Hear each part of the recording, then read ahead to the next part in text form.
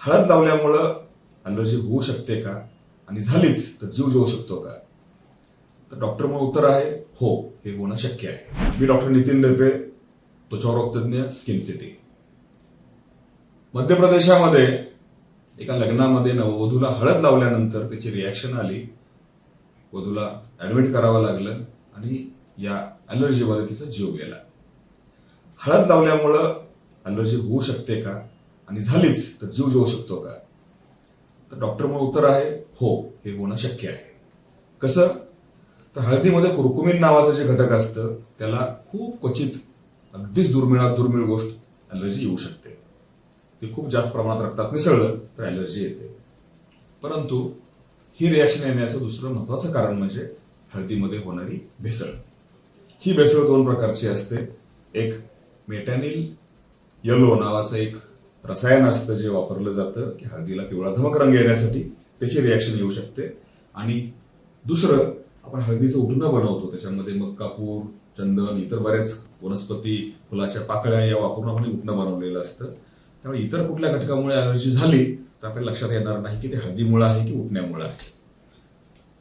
आणि रिॲक्शन येण्याचे दोन प्रकार असतात. एक असतो की आता अतिशय तीव्र अनाफायलॅक्सिस, जसं पेनिसिनला रिॲक्शन येते आणि ताबडतोब बीपी कमी होऊन हृदय बंद पडतं, श्वास बंद पडतो. अशी तीव्र रिॲक्शन हळदीला येणं हे खूप दुर्मिळ आहे.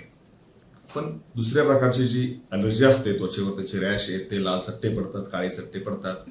आपण महाराष्ट्रातल्या खंडोबाच्या, ज्योतिबाच्या मंदिरामध्ये बऱ्याचदा विकला जाणारा भंडारा, त्यामध्ये ही केमिकलची, रसायनाची भेसळ असते आणि त्यामुळे कपाळावर भंडारा लावला तर ती स्किनला रिॲक्शन येते, काळे डाग पडतात. आपण पाहिलं असेल बऱ्याच ठिकाणी. त्यामुळे प्युअर शुद्ध हळदीमुळे रिॲक्शन येणं हे खूप दुर्मिळ आहे आणि हळदीमधल्या रसायनाच्या भेसळीमुळे रिॲक्शन येणं हे खूप कॉमन आहे. काय कराल? लग्नामध्ये हळद वापरायची असेल तर शक्यतो घरात दळून स्वतःच्या नजरेसमोर तयार केलेली हळद वापरा, शुद्ध हळद.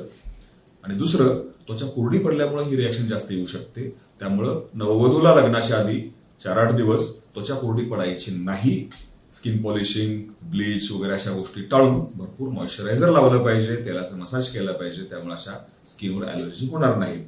तर त्यामुळे हळद वापरा, पण शुद्ध वापरा आणि काळजी घ्या. धन्यवाद.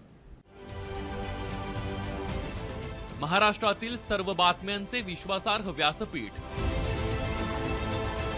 सकाळच्या सर्व सोशल मीडिया प्लॅटफॉर्मला लाईक, फॉलो आणि सबस्क्राईब करा. तसंच सर्व नोटिफिकेशनसाठी बेल आयकॉन प्रेस करायला विसरू नका.